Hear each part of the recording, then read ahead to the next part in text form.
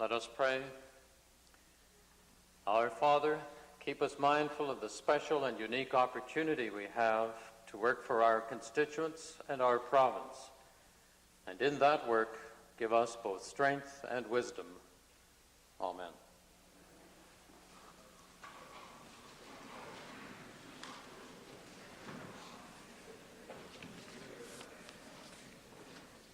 Introduction of visitors. Presenting petitions. Reading and receiving petitions. Presenting reports by standing and special committees. Notices of motions. Introduction of bills. Member for Red Deer South. Mr. Speaker, I request leave to introduce Bill 26, the Motor Vehicle Administration Act.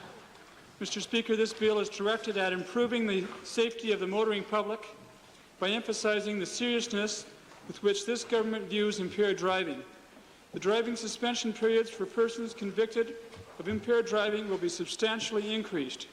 It also introduces the use of new technology and provides additional authority to the police, the judiciary, and motor vehicle administrators to assist in the control and monitoring of persons who have been convicted of impaired driving. It also includes a provision to significantly increase the penalty for driving without adequate insurance and allows the courts to assess fines which more closely reflect the cost of insurance being avoided by high-risk drivers. The Honourable Member for Red Deer South has moved first reading of Bill number 26, Motor Vehicle Administration Amendment Act 1988. Those in favour of first reading, please say aye. Aye. Opposed, please say no. Motion carries. Bill number 26, Motor Vehicle Administration Amendment Act 1988, introduced by the Honourable Member Mr. Oldring, is now read a first time. Member for Cardston. Mr. Speaker, I beg leave to introduce Bill number 19, the Marriage Amendment Act, for first reading. The purpose of this bill is to change certain requirements for the registration of clergy to perform marriages, and will delete the premarital certificate for a blood test.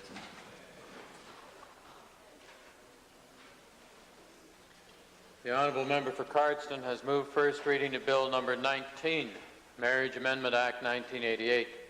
Those members in favour of first reading, please say aye. Aye. Opposed, please say no. So ordered. Bill number 19, Marriage Amendment Act 1988, introduced by Honourable Member Mr. Adie, is now read a first time. Mr. Speaker, I move that bills number 26 and 19 be placed on the order paper under Government Bills and Orders for second reading. Those in favour of the motion as made by the Government House Leader, please say aye. Aye. Opposed, please say no. Carried. Tabling returns and reports. Introduction of special guests. Yes. Member for Stony Plain, followed by Solicitor General. Thank you, Mr. Speaker. I'd like to introduce to you and through you to members of the Assembly today 29 grade 6 students from the Stony Plain Elementary School. They are accompanied by their teachers Roberta Milner, Deborah Butler, and Wayne Turner. They are seated in the members gallery, and I'd ask that they stand and receive the traditional warm welcome of the Assembly.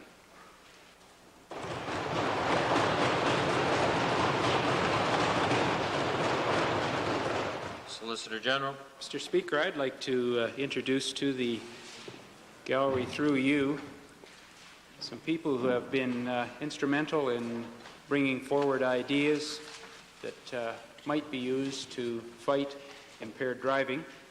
I'd like to introduce in the members gallery Dr. David Hewitt, who's the chairman of the Impaired Driving Countermeasures Coordinating Committee, Mr. John Mazurek, who's a public member of this committee, Mr. Jack Sager, who's a member of the committee representing the People Against Impaired Driving, Cheryl Anslow, who is a director of People Against Impaired Driving, and Mr. Len Blumenthal is the Chief Executive Officer of ADAC. I'd ask that they now rise and receive the welcome of the Assembly.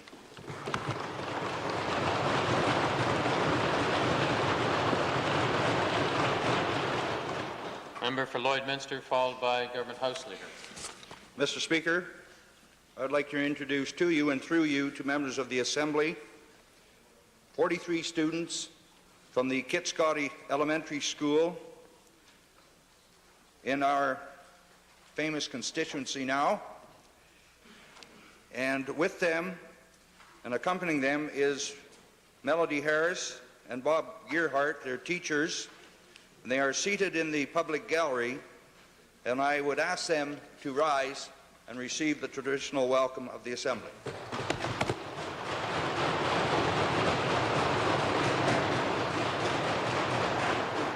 Minister of Technology, Research and Telecommunications. Mr. Speaker, it is my pleasure to introduce to you and to members of the Assembly today 49 students from grade 6 from the Thorncliffe Community School who are accompanied today by their principal, Mr. Ron McMillan, and 3 staff members.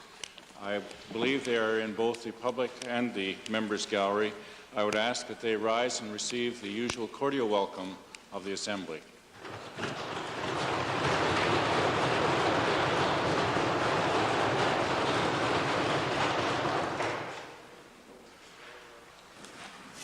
Ministerial statements. Oral question period. Mr. Speaker, to the Treasurer. Mr. Speaker, the Treasurer obviously misunderstood the thrust of my questions yesterday dealing with tax on fairness. Mr. Speaker, I was questioning the declining effective rate of taxation on corporate profits in the Alberta taxation system. The Treasurer defended decline in corporate income tax on the basis of declining corporate profits, which is clearly, Mr. Speaker, beside the point. My question to the Treasurer on reviewing this matter, does the Treasurer share the concern over the declining rate of taxes paid by corporations regardless of what profits they made? We're talking about the rate, Mr. Chair. Mr. Speaker, I'd be glad to give the member a lesson in economics again if he wants to go through the process. I have a lot more to add about the strength of this province and the way in which our fiscal plan has accommodated expansion. Be glad to pursue that effectively, Mr. Speaker. I know the Leader of the Opposition said he had 14,000 questions when he embarked on this process on March the 4th or 5th. It's the same question 14,000 times, Mr. Speaker. Mr. Speaker, what we get from the Treasurer is a blizzard of words. That's We're trying to deal with a very serious matter. And my question again, Mr. Speaker, the level of corporate profits in Alberta has now recovered to the levels that they reached in the 1970s, but the taxes paid on these profits has dropped by hundreds of millions of dollars. That's the point, Mr. Speaker. And I'd ask the Treasurer, will the Treasurer explain why all Alberta corporations paid reasonable taxes in the 1970s and are not paying them now? Well, again, Mr. Speaker, that's just not true. We have already pointed out to you yesterday that obviously the profits of a corporation are driven by the economic circumstances that they face. And if a corporation, particularly those in Alberta, which are driven essentially by the oil and gas sector, have a reduction in their income, obviously a reduction in their tax. Now, through the combination of the federal provisions for tax deductions, our own provision for tax deductions, obviously if you end up with no taxable income, as a result of losses, you'll pay 0 taxes. And therefore, it's to be expected that the total amount of tax collected in the province, as a result of economic downturns, will be lower than it would be if the economic strength of the province continued.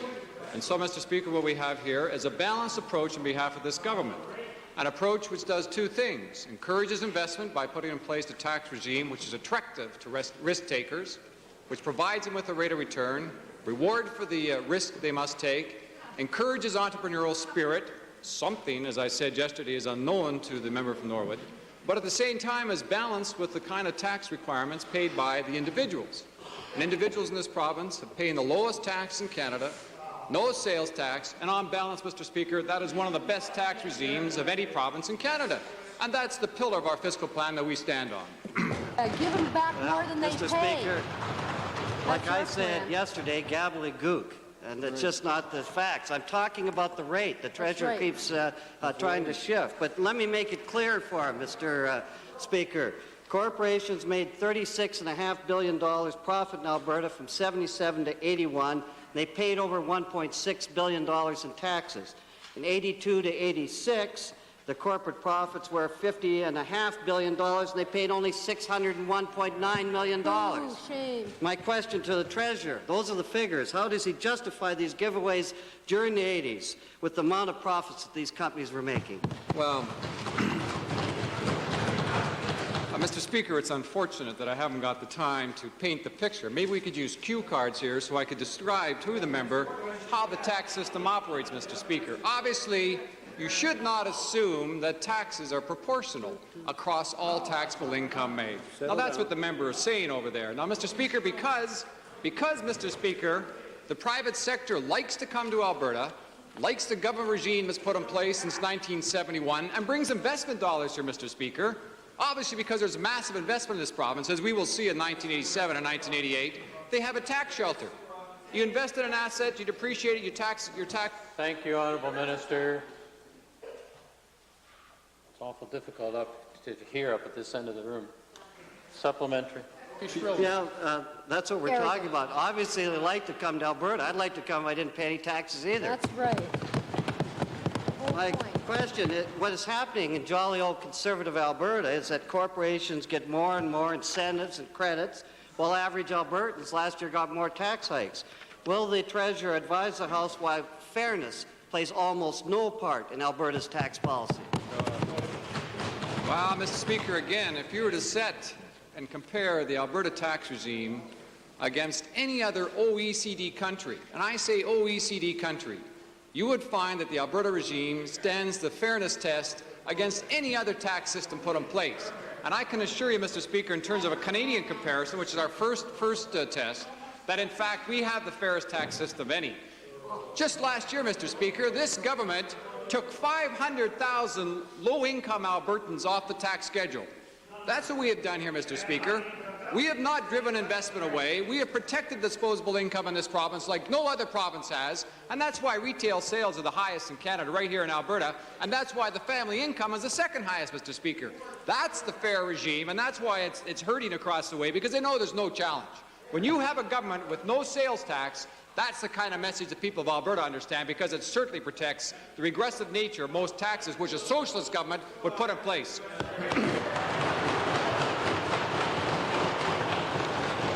Vermilion Viking, followed by Westlock Sturgeon.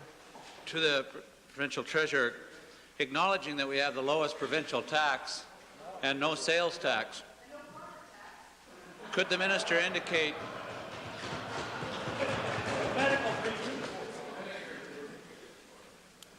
Thank you.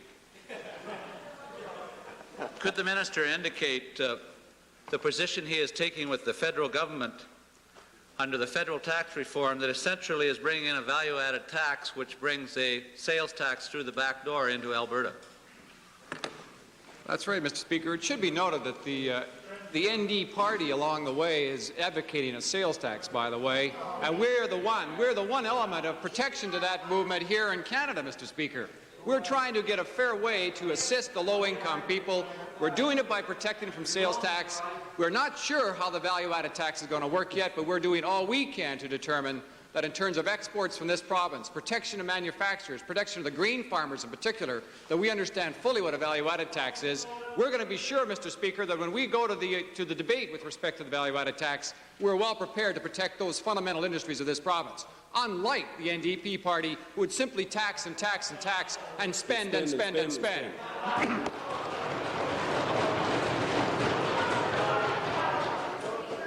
Mr. Speaker, the value-added tax is a federal sales tax.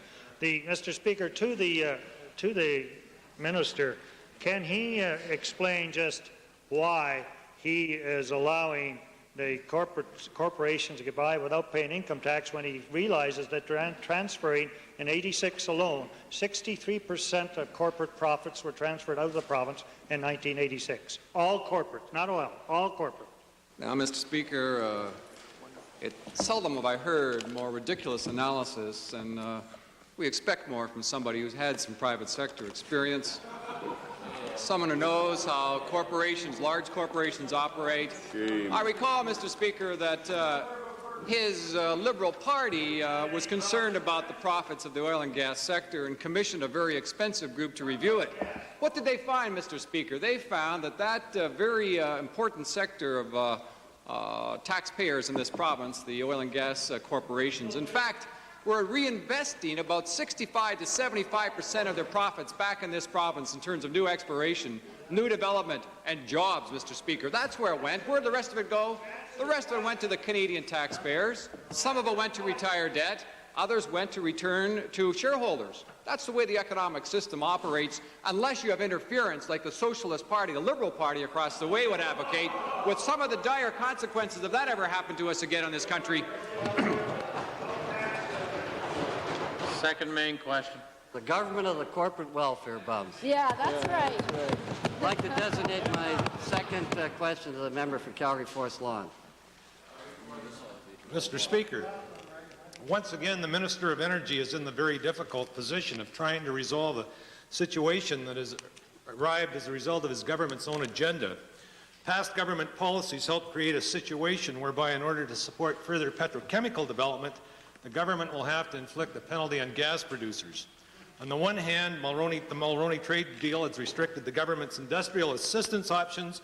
On the other, a lack of foresight has left the government unprepared for a battle that has been brewing for years. To the Minister of Energy, is it not the case that the Mulroney trade deal's restrictions have ruled out the possibility of targeted assistance to Alberta Gas Ethylene, and that now the government can only support petrochemical projects by taking away from producers?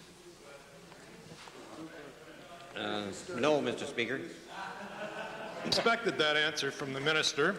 As the disputes over upstream ethane extraction have been going on for at least 5 years, why did this minister not have a plan to deal with them long ago? Was he totally unaware of these problems when he took the job some 2 years ago?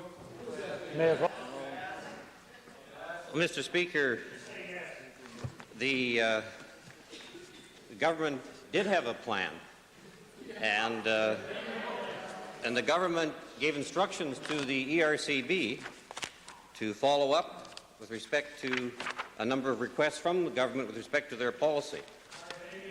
We now have the report of recommendations from the ERCB, and we are going to be consulting with the petrochemical industry and the producers in this province over the next short while before coming to a final decision to see how we are going to make sure that the petrochemical industry in this province will have an assured supply of ethane in the future, an assured supply at reasonable cost. And, Mr. Speaker, that is our plan and one that we're going to follow up on. Well, Mr. Speaker, I don't see that in the ERCB recommendation. Supplementary, Mr. Speaker. Does the minister then concur with the board's recommendation that an ethane policy should provide protection only for the feedstock requirements of projects that are already operating under or are under construction or already approved? That's what the ERCB statement says. It says nothing about future plans or projects. Well, Mr. Speaker, that's the honourable member's interpretation of the report. This report is a report of recommendations, a set of recommendations that we're going to consider over the next short while before making a final decision on how we are going to see future development of petrochemicals in this province. Well, Mr. Speaker, final supplementary. The government appears to try to present itself as blameless in this matter, and if that's the case, why do we have two key sectors of Alberta's energy industry at loggerheads with one another? Why is, in fact, why is this $2 billion project that's being planned jeopardized by government action? Mr. Speaker, I'm not sure where the honourable member stands on all this. It sounds as though he's trying to ride two horses at the same time. Mr. Speaker, there are two very important industries in this province, the one of the oil and gas sector and the other the petrochemical sector. And we're wanting both sectors to thrive, and we'll be establishing government policy that will enable both sectors to proceed. In the past, as the honourable member referred to, there have been a number of ERCB hearings where both sides of the issue as whether or not upstreaming should occur. The ERCB dealt with those issues on a case-by-case basis. They were difficult proceedings. And finally, we as a government decided that we were going to establish a policy that was going to possibly eliminate future hearings that were of that nature, and establish a policy where investors can come into this province confident that they will be able to build their petrochemical facilities in the future and have an assured supply of feedstock. Supplementary, member for Red Deer North, followed by Calgary Buffalo. Supplementary, Mr. Speaker, to the Minister of Economic Development and Trade.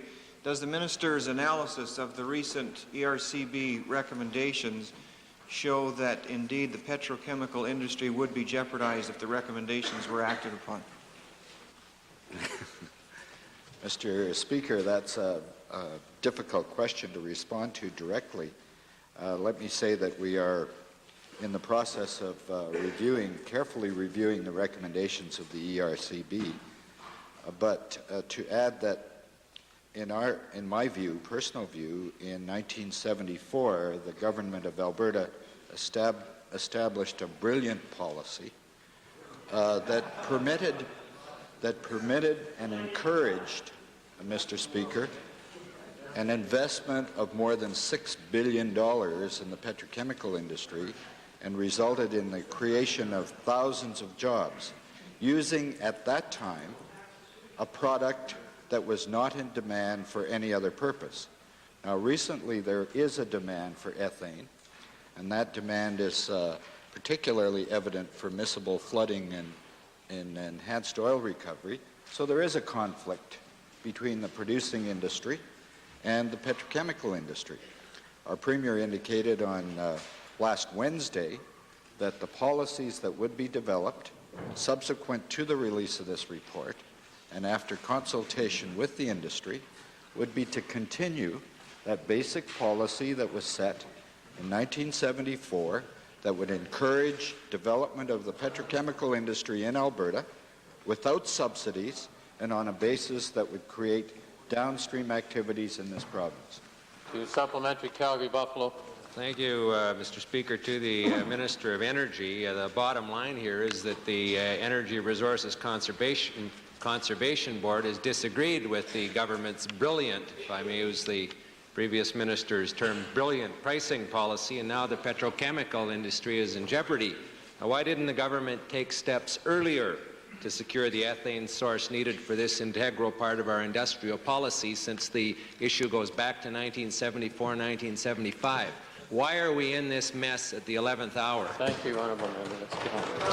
Well, I'm surprised that the honourable member from Calgary Buffalo is not familiar enough with the history of the energy industry to know the reason to that, to know the reasons and the answer to that question.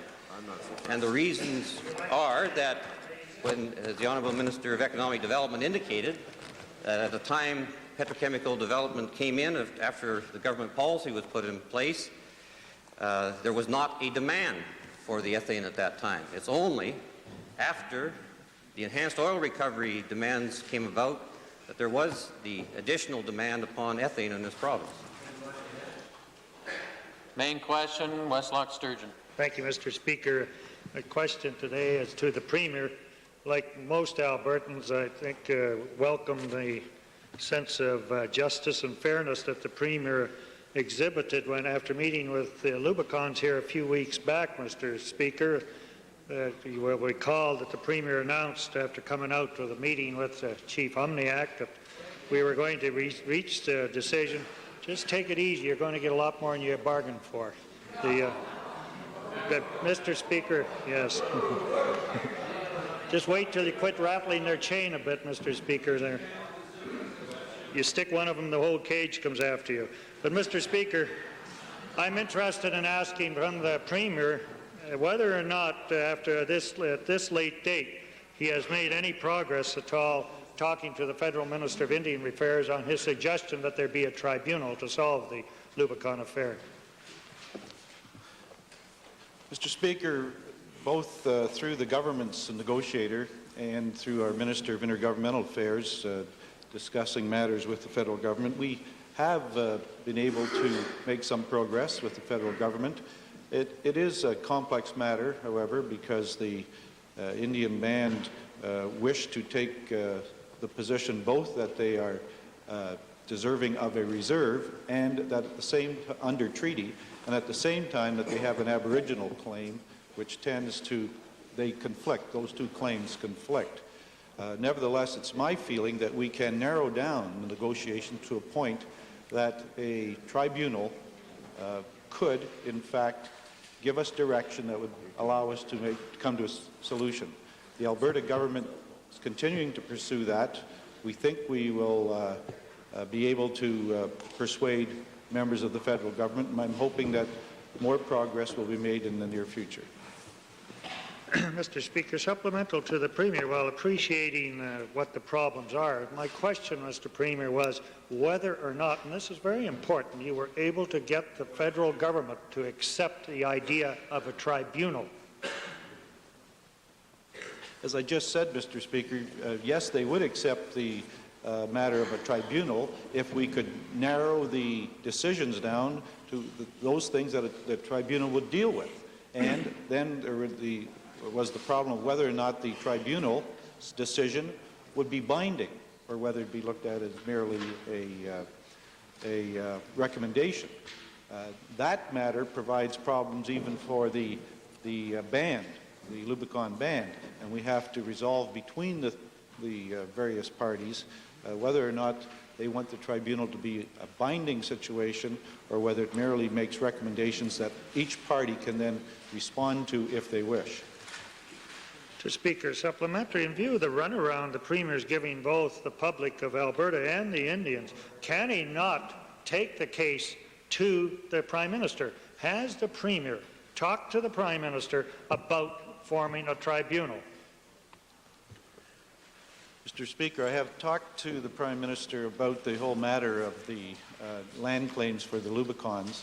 We have not got into the specifics of a tribunal with the Prime Minister. We are working with the Minister of Indian Affairs, and there is no runaround, Mr. Speaker. I find that my discussions with both sides are good, straightforward discussions. There is a depth of suspicion between both sides and unhappiness from previous negotiations, but I think with all of us working in good conscience and trying to solve the matter rather than trying to make it more contentious, that we'll be able to make progress. Mr. Speaker, final supplementary. It sounds like we're back to pre-tribunal days. We're not getting any place. Could not the Premier give the House and to the public of Alberta, the public wants to see this settled. There's a sense of justice and outrage that our native peoples have gone without a settlement so long. Could he not give a deadline to the House and to the public as to when he will demand that the tribunal be set in place? Can we not have a deadline on when that tribunal will be set in place? Well, Mr. Speaker, I can't imagine anything more foolish than that. What would be the benefits of establishing some artificial deadline? Because then if you're making progress and you see that in a period of time you'll be able to come to a solution, you would instead, if we follow the honourable member's reasoning, you would instead break off all negotiations because of some artificial date. I think that's a foolish way to do it. It may be the way the honourable member conducts his business, but it obviously is not the way that you get to. You'd think, Mr. Speaker, the honourable members, if they don't have courtesy towards other members of the House in listening to answers, at least could have some feeling of manners for those who are in the galleries who might want to hear. It's disappointing, Mr. Speaker, that after a question has been asked, they can't bring themselves to be courteous and show the decent manners, and therefore able to have the House conduct itself on a reasonable basis. Chair recognizes Athabasca Laklavish. Mr. Speaker, it seems that the real problem is the Federal Minister of Indian Affairs.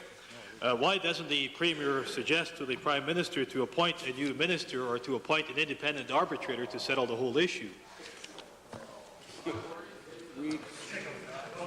Obviously, Mr. Speaker, the responsibility for federal cabinet lies with the Prime Minister of Canada, not with the Government of Alberta.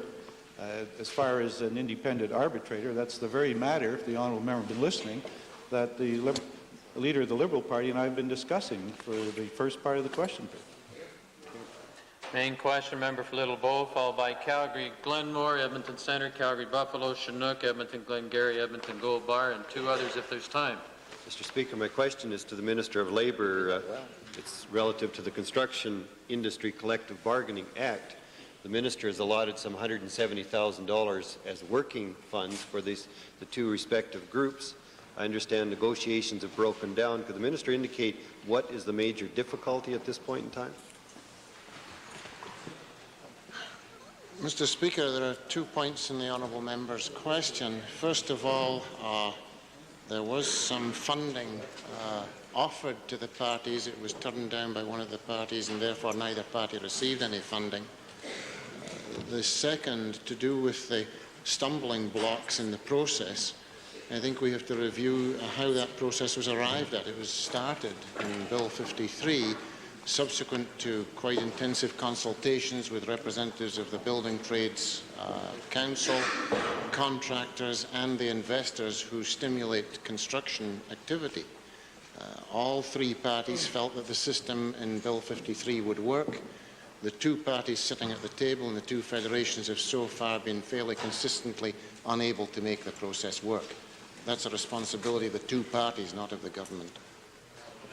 Mr. Speaker, supplementary to the Minister, would the Minister indicate whether there is a possibility of amendments to the Act to try and remedy the situation, or is it just personalities outside of the Act that are the problem?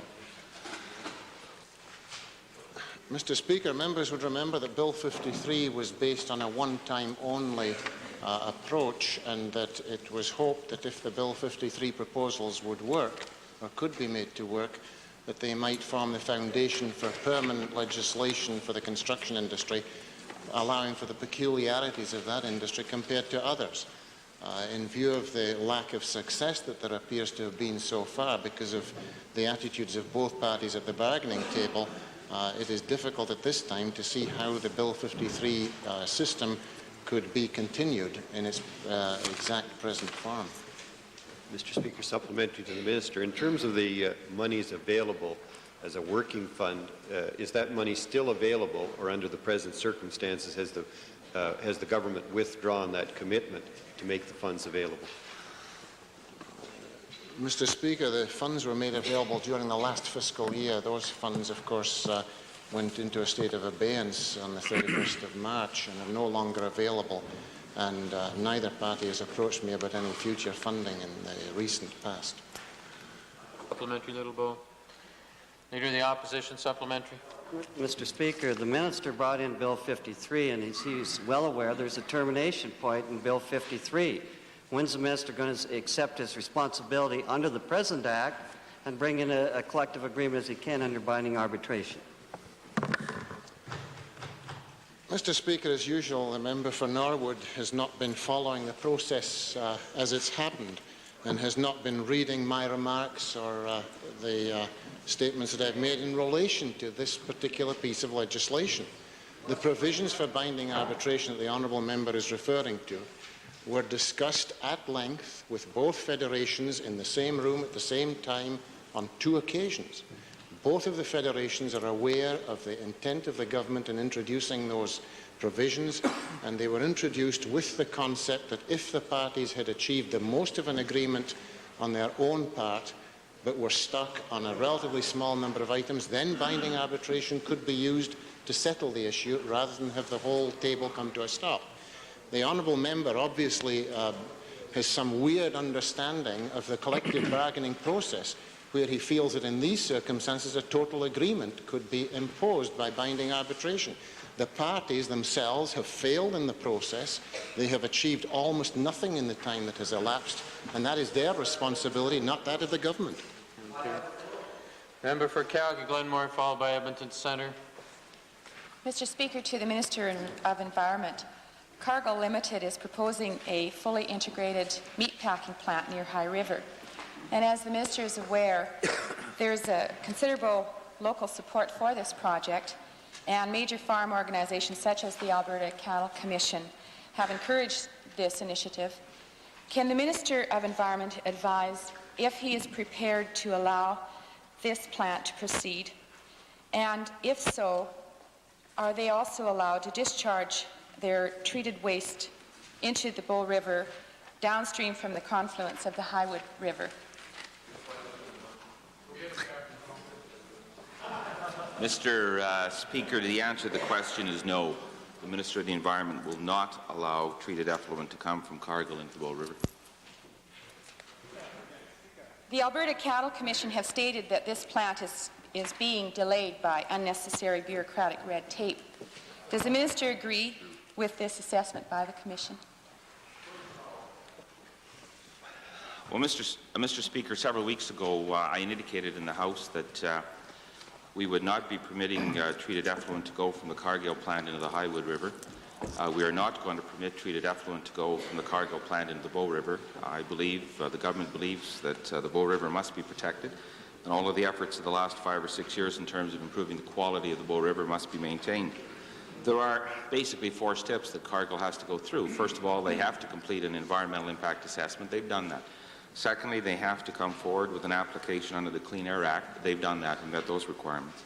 They have to deal with permits under the Water Resources Act and basically have concluded that. And they also have to receive permits under the Clean Water Act, and that's been incomplete in terms of finding a solution for the effluent that has to be disposed of. The volumes when Cargill does commence operation will probably be in the neighborhood of 450,000 gallons per day. And when they're in full production, it'll probably be 1 million gallons per day. And we have to find a solution to the disposal of the effluent. When would the Minister expect a decision on whether or not this project will proceed? Well, Mr. Speaker, that decision could probably come about in a matter of weeks if a suitable alternative for the disposal of the effluent could be arrived at. There have been discussions on a continuing basis with Cargill as a result of consultations with not only myself but other ministers of the government, and we're working on an almost a daily basis hand in hand with Cargill in attempting to find a positive solution. I believe very strongly that the effluent should not be able to flow into our major waterways. We have to maintain our efforts, again, as I repeat, in improving the water quality. And if we could find an innovative approach to deal with the sewage stored in the lagoon and perhaps using it for irrigation, that I think would be beneficial for agriculture in that part of Alberta and also beneficial to the protection of the environment in that part of Alberta as well. Westlock Sturgeon. Mr. Speaker, to the Minister, has the report been completed, or is there one in the process of being completed, to indicate whether or not the withdrawal of the water through wells and the aquifers in that area, which as I understand where the plant is getting the water, will not jeopardize the long-term water needs of the town of High River? Yes, in fact, such studies are ongoing right now, and an additional test well is currently being drilled in the High River area in consort with the town of High River. Supplementary, Calgary Mountain View. Thank you, Mr. Speaker. To the Minister, will the Alberta government make extra funds available either to Cargill or the municipalities to pay the cost of additional or adequate sewage facilities for this plant? Such a request has not been forthcoming to us, Mr. Speaker. What we're doing is working in an attempt to find an innovative approach to allow the effluent to be disposed of, as I repeat, in an innovative manner in that part of Alberta, recognizing that our concern for water preservation, conservation and management, but also recognizing the importance of using that effluent for irrigation if one can come up with a suitable, environmentally sound alternative. Little Bow. Minister, the Minister indicated that there was water sampling and drilling going on at the present time to see what the amount of water was available. Could the Minister indicate whether the plant proceeds or not is still will still be determined by the amount of water supply available for such plant? Well, without any doubt, Mr. Speaker, if there's no water in the area, then Cargill has identified a need to have water, a readily available source of water. And if such water is not available, then no doubt at all in my mind that Cargill will have to make a decision that it can't build a plant. But my understanding is, in the results of the hydrological testing that is going on, that in fact there is a supply of water that Cargill would be able to tap in consort with the town of High River. And there's a requirement that we have as a government to quantify that and verify that, and that's the reason for the testing that currently is going on. Member for Edmonton Centre, followed by Edmonton Meadowlark, Chinook, Edmonton Glengarry, Edmonton Gold Bar. Mr. Speaker, I've just returned from the Royal Alexandra Hospital here, where a dear elderly friend of mine has just been admitted largely because of a lack of preventive home care services. But while I was there, I visited the emergency department at the ALEC and counted 11 patients lying in beds in the hallways, and the outpatient walk-in clinic jammed with over 30 people waiting for services. To the Minister of Hospitals and Medical Care, now that the emergency unit of the downtown General Hospital is closed, what extra monitoring and support is the Minister now giving to the emergency services, especially at the Royal Alexandra Hospital, which services all of central, northeast Edmonton, and northern Alberta? Mr. Speaker, the honourable member may not be aware that the Premier and I will be participating in the opening of the new Millwoods Grey Nuns Hospital on Thursday afternoon of this week, after which time the most modern, up-to-date emergency centre in any hospital in Alberta will be fully open for public use. In addition to that, the member should know that the capacity exists in a number of other hospitals in Edmonton City, University Hospital, the Charles Camsell Hospital, and the Misericordia to take additional emergency patients. The problem is one of making sure that individuals are aware that there are other hospitals that have the ability to take their emergencies much more quickly, and making sure there's a coordination of ambulance services in that regard as well. Well, Mr. Speaker, since this report by the Royal Alexandra Hospital and the Edmonton Ambulance Authority clearly shows how the closure of the general downtown will further exacerbate the Royal Alexandra's already strained load by up to 100 cases more per month, what direct interventions is the Minister taking to alleviate this crisis situation downtown now in these next 4 years? They're not all going to be on Millwoods. It's going to be increasingly exacerbated downtown over the next 4 years. Well, first of all, it's not a crisis situation. It's only a crisis in the view of the honourable member who's asking the question. Surely, if you had everybody from northern Alberta coming to the Royal Alec Hospital Emergency Centre, it would be a crisis situation. But the onus has to be on individuals and the Ambulance Authority to use the other facilities. The member should be aware as well, in case he's forgotten, that we did announce just prior to Christmas a major upgrading program for the Royal Alec Hospital that will include some significant improvements to its existing outpatient emergency department. Well, we know about how 4 years too late that announcement was, Mr. Speaker. The crisis, there is a crisis for Nell Den-Boer, who called our offices this morning to report that she went into the Royal Alec's emergency unit last night around 7:30 with kidney problems and was still there waiting at 9 a.m. this morning with only a glass of orange juice to soothe her. What explanation does the Minister have for this kind of situation? I think, Mr. Speaker, before responding to that particular allegation, it may be appropriate for me to check with the hospital to ascertain that that, in fact, was the case. Oftentimes, patients go into an emergency department and are observed, held, treated there without getting a bed for a variety of reasons. And the past experience in the House has been that the honourable member for Edmonton Centre oftentimes raises cases like this without any foundation whatsoever. So I think I'd rather check before responding.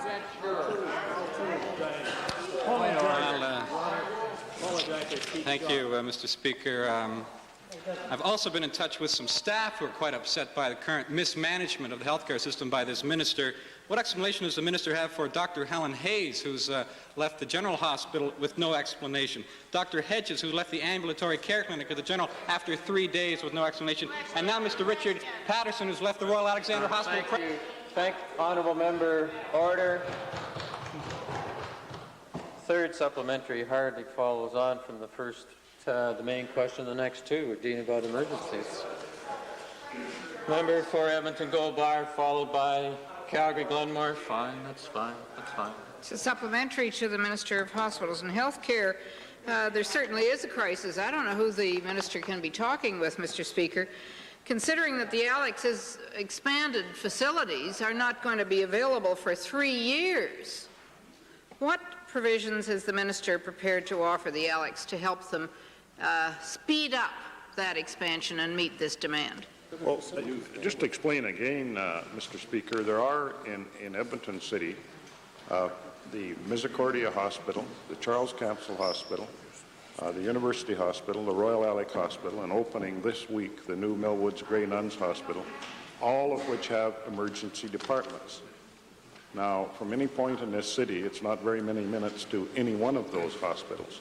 And what is required is for a recognition by individuals that there are some emergency departments that are busier than others, and a coordination by the Edmonton Ambulance Authority and by other authorities from outside Edmonton who bring patients into Edmonton to ensure that they know which hospitals have available beds and which hospitals have emergency departments with the least waiting time.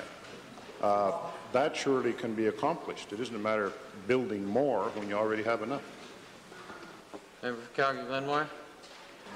In regards to this emergency backup and coordinated system with the ambulance, if there is in fact a long waiting list for emergency patients, can the ambulance transfer those patients to the emergencies that don't have this long waiting list? Well, there's no reason at all why an ambulance system could not, in fact, transfer patients to another hospital where the waiting time was less. But it would be more important, in my view, for them to find out in advance which hospitals are best able to handle the emergencies and then advise patients who call the ambulance system that they will be taken to a different hospital. Now, we hear the story about my doctor is at the Royal Alec and I want to go there. But if it is truly an emergency, then I don't think people should be too concerned about where they go. Edmonton Meadowlark, followed by Chinook. Mr. Speaker, last week the Minister of Career Development and Employment left the House with the impression that the Alberta Wage Subsidy Program is available for student employment this summer.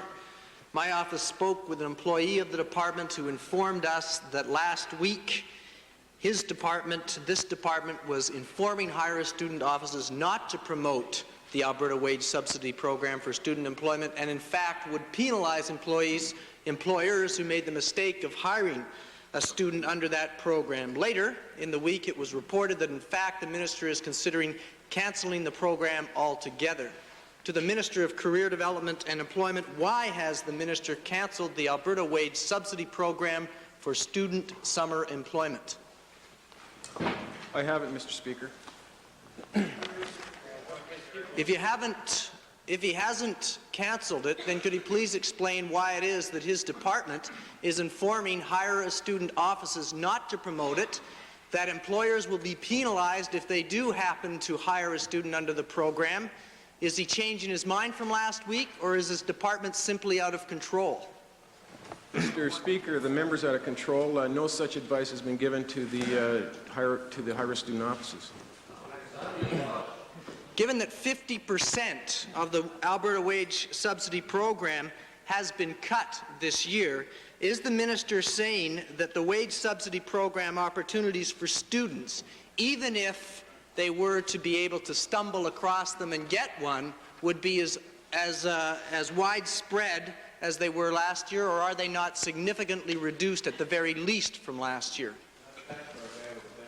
Mr. Speaker, the wage subsidy program budget was reduced by about 50%. As I've indicated on numerous occasions in this Assembly, that when we are in a time of declining unemployment, I believe it is much more appropriate to move employment dollars into the area of training. For the labor market is requiring a high level of trained individual. We as a government don't want to be providing wage subsidies, Mr. Speaker, when there is already a natural demand in the economy for employees. We believe that dollars are better spent in training. If the honourable member has a better suggestion, I'd sure like to hear it.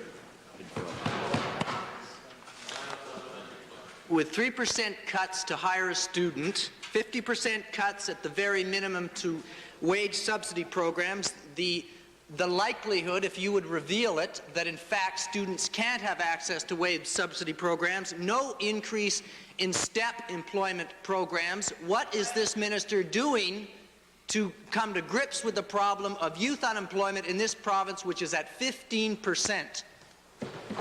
Mr. Speaker, I'll tell him what we're doing. Last year we had more students employed than in the history of this province.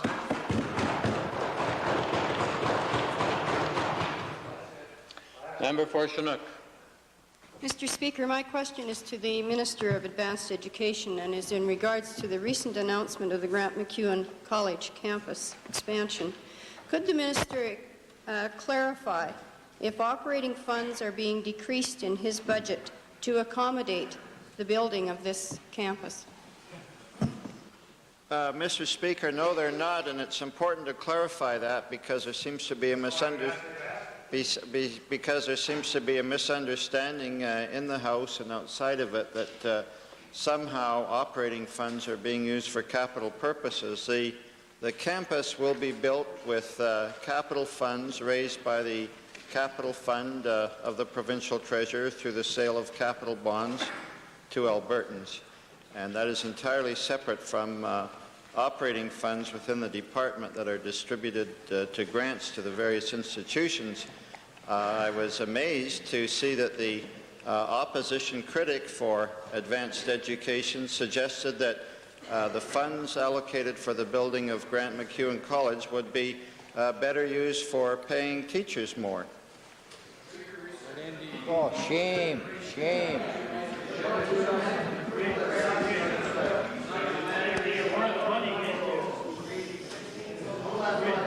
Just wait. I'm very patient. That's all right. Perhaps the member's more patient than the chair. The member for Chinook. One final supplementary. I would like the Minister to explain the economic impact on the City of Edmonton of this project. Sorry. More bad news, Ray. Well, Mr. Speaker, again, that's an important spin-off benefit from this project because we estimate that each year this project is under construction, there'll be 1,200 man-years of employment provided, and again, I'm surprised that the position of the official opposition seems to be in opposition to this important project for the City of Edmonton. Time for question period has expired. Might we have unanimous consent to complete this series of questions? Opposed? Carried. Thank you. Clover Bar, followed by The Minister of Advanced Education. In light of the fact that we are functioning quite adequately now with rented facilities throughout the city with the Grant MacEwan College system, is this a change in direction for the government that we're going to start looking at large capital expenditures? Why are we going that route rather than renting the way we are at present? Oh, Mr. Speaker, the present downtown situation of Grant MacEwan College is in rented office space, which is not appropriate, although they are managing. Certainly their options for growth are severely limited there. And looking at the college system throughout the province, I think it's important that we get this last important link in place in downtown Edmonton. Edmonton Millwoods. Mr. Speaker, given the government's inclination to cut ribbons and put plaques on buildings, can the minister assure us that when this campus goes ahead, and we look forward to its contribution to the post-education system in the Edmonton metro area, but can he give us an assurance that they will have the operating funds that they need so they can operate quality service programs to the students of this province, and we don't have to face cutbacks and chiseling once the building's open? Well, certainly, Mr. Speaker, those funds will be there. Otherwise, the project would not be going ahead. Like any capital project, whether it's hospital beds or classroom spaces, the capital facilities and the support funds for operating go along with them. And I'm interested to see how the members now are scrambling to clarify their position, because the position taken by the honourable member from Mill Woods is certainly quite different than the position taken by the honourable member from Beverly when he was a member of the Edmonton City Council.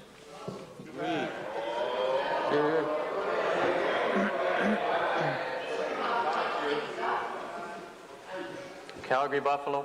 In light of the minister's last answer, perhaps he could explain why there are no support funds available to Mount Royal College in order to allow spaces to be provided for their expansion, which just recently took place. Well, Mr. Speaker, I'm not sure on what basis the honourable member is making that supposition.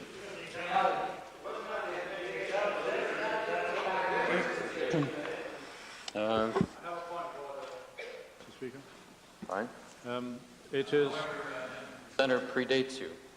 Very well. Yes, on a point of order, Beauchesne 316D, where it's prohibited that any member impute motives or motives to other members of the Assembly.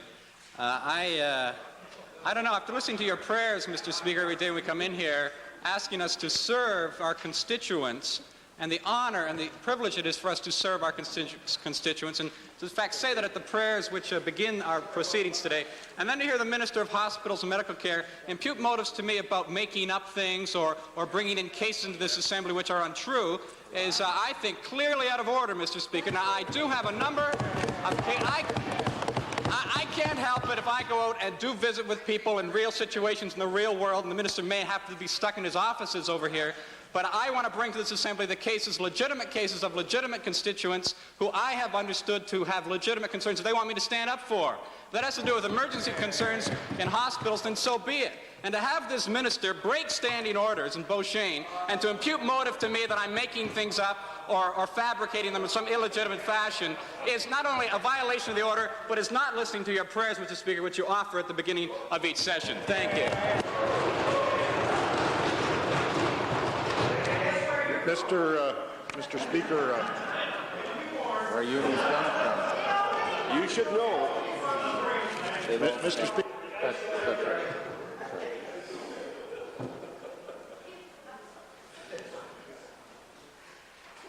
Honourable Minister. Mr. Speaker, I will undertake to investigate the allegations that were made by the honourable member today, and if they prove to be accurate, then I would certainly apologize. The reason for my remarks were, frankly, that the record of this member being accurate with regard to these things is extremely poor. If the House would like to calm down, we will listen and with due courtesy to all members of the House equally. Thank you. Thank you, Edmonton Kingsway. Honourable Minister. Yes. Speaker, members should be careful with the honourable member for Edmonton Centre. He's such a sensitive, timid soul that if you treat him too hardly and harshly, he'll be running to the media complaining that he's not being treated well.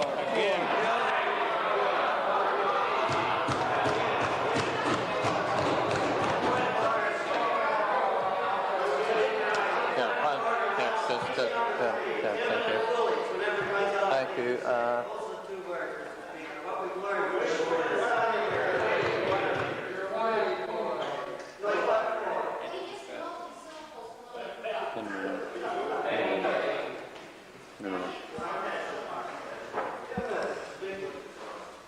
With respect to the purported point of order, which might have more overtones of privilege than that, but really at this moment seems to be within the nature of general complaint, having listened also to the Minister of Hospitals and Medical Care that he has indeed volunteered to look at the record and to check out the case, the Chair regards this as being in the neighbourhood of a complaint and that the two members will deal with it themselves outside of the House. Chair now recognizes Edmonton Strathcona. Thank you, Mr. Speaker. He's timid. He's foolish. My submission is it is out of order for honourable members to refer to persons in the gallery. And, Mr. Speaker, I believe that is notorious parliamentary custom, but if reference is needed, I cite page 433 of Erskine May, 19th edition, under the title Reference to Strangers. Very good. Mr. Speaker, it may be the honourable members referring to comments I made as a general statement that the members, if they didn't have the good manners to respect certain courtesies to members in this House, that surely they should have the manners to not yell and drown out conversations so that people who are watching this legislature could know what was going on. That's clearly not out of order. the Premier wants to get up and again call people timid and foolish, he would at least speak to the point of order. He seems to feel he has license to get up and talk about whatever he wants, when he wants. That's and he's right. just a member in this House the same as any of us. Hear, hear. With due respect to the Leader of the Opposition, it was indeed the Premier who made reference to conduct and forth. We're not in a discussion, Honourable Member.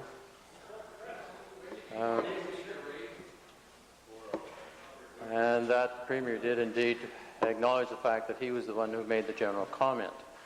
The Chair will take under advisement the reference of Erskine May as given to us by Edmonton Strathcona. The Chair would also then have to make note of the fact that from time to time that various members on all sides of the House seem to make references with regard to the galleries that has been done before, and certainly with regard to the television audience or the radio audience of the House. Thank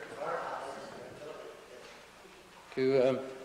The orders of the day, Government House Leader. Mr. Speaker, I move that questions on the order paper and motions for return on the order paper stand and retain their place. Thank you, Honourable Member.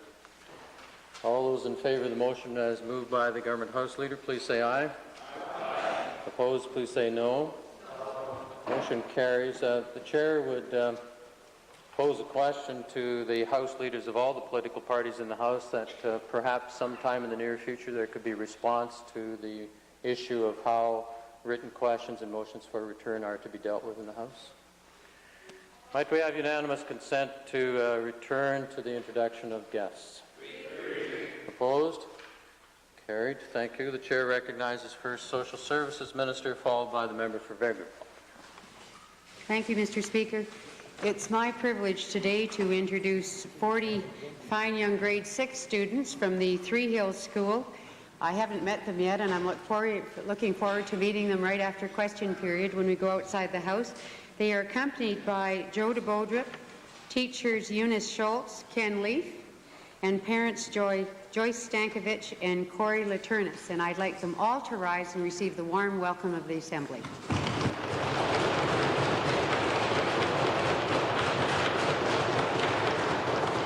Member for Vegreville. Monsieur le Président, je suis heureux d'introduire aujourd'hui 24 élèves d'échange qui visitent des familles de ma régionale de Vegreville. Ces étudiants sont de la belle province de Québec et je suis fier de les faire la bienvenue ici à la législature de l'Alberta. Mr. Speaker, these exchange students from the province of Quebec visiting in Vegreville are seated in the public gallery. They're accompanied by a couple of teachers, Monsieur Denis Dagenet and Monsieur Gaétan Martineau, a couple of people from Vegreville, 3 people, Les Caster, Carol Cruikshank, and Orest Zabritsky. I'd like them to rise and receive the warm and generous welcome of the members of the Assembly.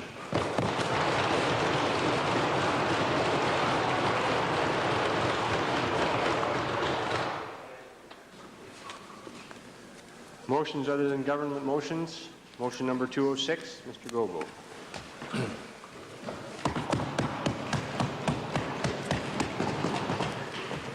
Thank you, Mr. Speaker. I'm pleased indeed today to move motion 206 on the order paper.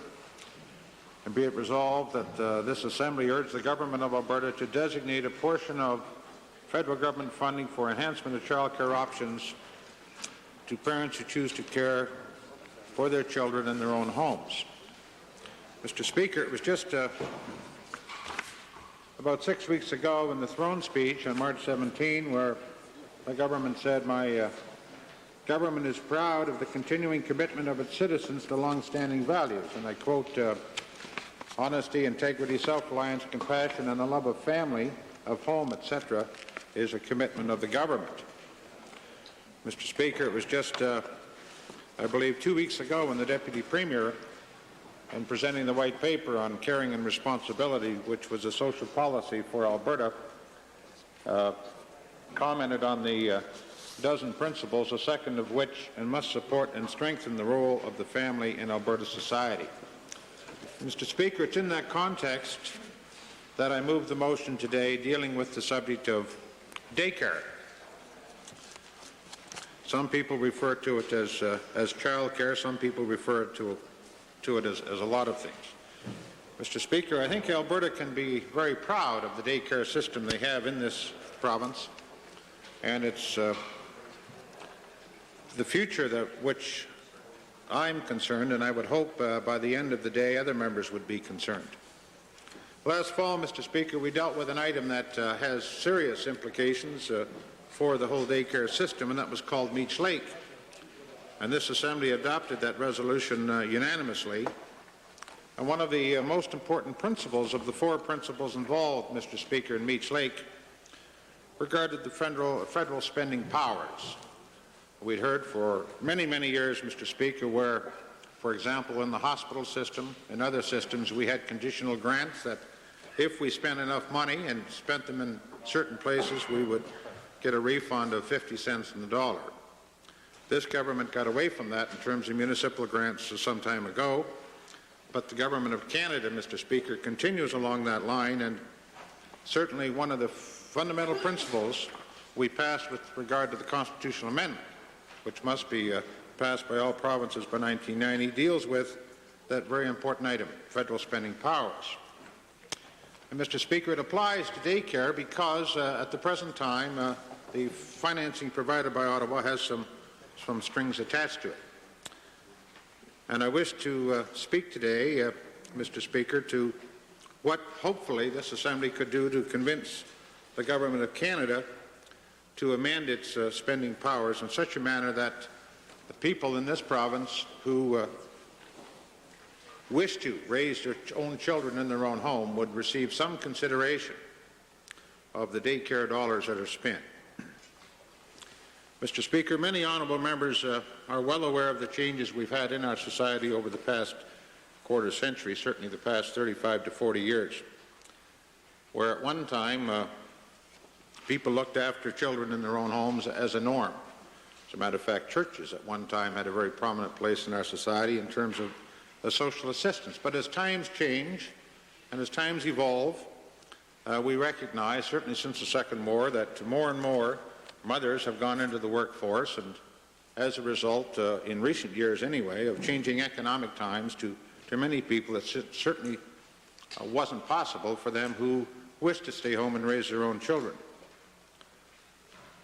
And, Mr. Speaker, it's in that context that we so often hear in our society a person's value, their value to society, is based in direct proportion to the monetary rewards they receive. The higher they're paid, for some reason, they're more important than other people. It just seems to be the norm. We seem to be turning into a materialistic society, and we tend to judge people. And I'm not quarreling with that, but at the same time, we hear the throne speech, we hear the social paper talking about family, and then we hear people saying that the most important person in society is the homemaker.